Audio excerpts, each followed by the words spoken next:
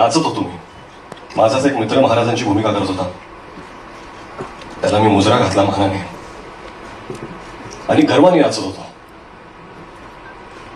तो मावळा त्या स्टेजवर असून तोच मावळा आज ह्या स्टेजवरती आहे आणि महाराजांना मानाचा मुजरा देण्याचा प्रयत्न करतो.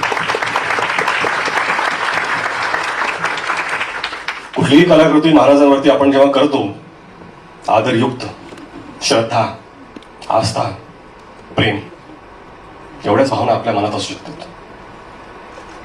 आज मला असं वाटतं की शिवरूप जेव्हा एखादा लहान मुलगा सुद्धा धारण करतो, स्टेजवरती असो, शाळेत असो, सोसायटीमध्ये असो, दिवाळीत असो, शिवजयंतीला असो, मालिकेत असो, नाटकात असो, कुठेही कुठल्याही कलाकृतीमध्ये, हे खरं म्हणजे त्या व्यक्तीचं सौभाग्य असतं की ते रूप धारण करण्याची त्याला संधी मिळते.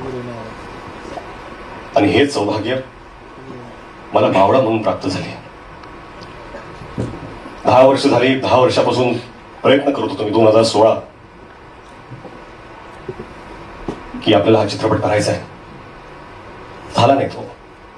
2019ला परत प्रयत्न केला. कोविड आला, झाला नाही तो. कुठेतरी मला वाटत होतं की आपले आराध्य दैवत छत्रपती शिवाजी महाराज स्वतःच म्हणत होते, थांब पोरा थांब, तुझी वेळ आलेली नाहीये. 2019ला थांब पोरा थांब, तुझी वेळ आलेली नाहीये.